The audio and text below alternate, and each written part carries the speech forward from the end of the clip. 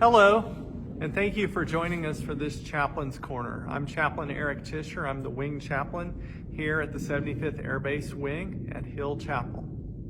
Today, I would like to talk to you a little bit about the Reverend Dr. Martin Luther King Jr.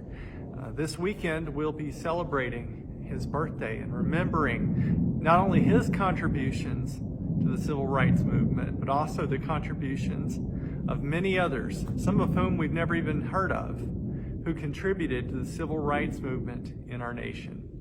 A little bit about Dr. King. As most of you know, he was a Nobel laureate. He did receive the Nobel Peace Prize.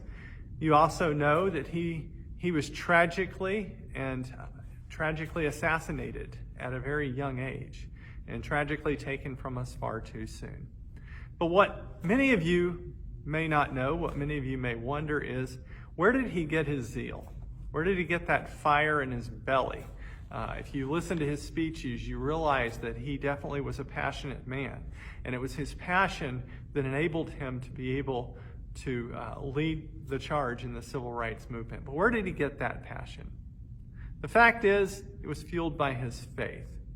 J. Cameron Carter, the professor of theology and black church studies at Duke Divinity School, said this about the Reverend Dr. King. He was a churchman from beginning to end.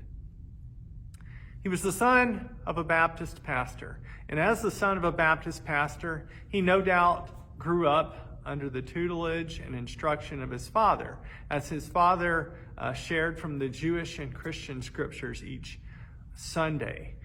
This instruction no doubt had an impact upon him. It formed a foundation within him from which he developed his worldview.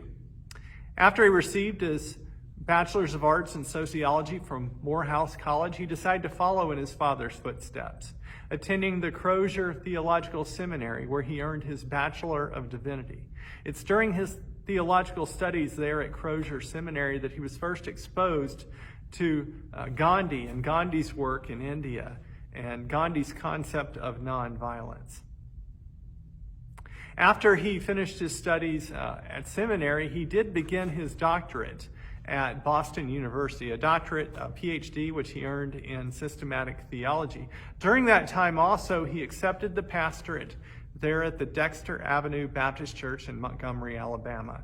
It's during that time that he found a practical application for Gandhi's nonviolence practices when he became involved in the Montgomery bus boycott in 1955 and 1966.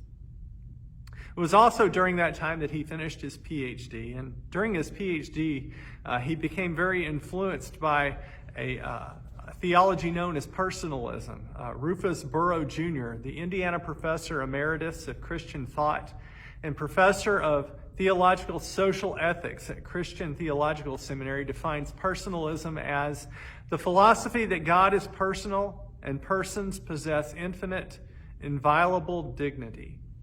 It was through that Dr. King began to see the dignity of all humanity, and in such put that into practice in his nonviolent protesting as well.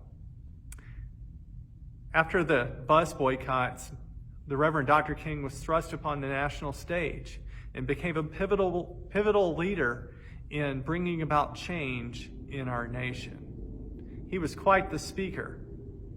And he didn't always preach. He didn't always share scripture. Anthony Bradley of the King's College states, "It's certainly the case that King's theological anthropology is front and center, though he didn't always cite it.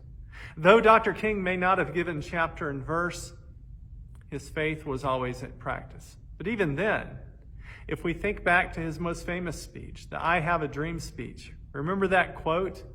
"But let judgment run down as waters and righteousness as a mighty stream." You guessed it. It's from the scriptures. It's from the Jewish scripture Amos 5:24, one of his favorites. So why do I bring all this up today? Why do I bring up the fact that the Reverend Dr. King was a man of faith? I bring that up because I want to ask you this question, and this is a question for each and every one of us. What does your faith lead you to do for others? What does your faith lead you to do for our world. Whatever your faith is, whatever your spiritual practice is, it's not just there to make your life easier. It's not just there to help you to prosper or to make your children's lives easier. It's there to change the world. We live in a world that is still a place of injustice. There are many causes that need minds that are fueled by faith to get behind them. Humanity needs you to put into practice your faith.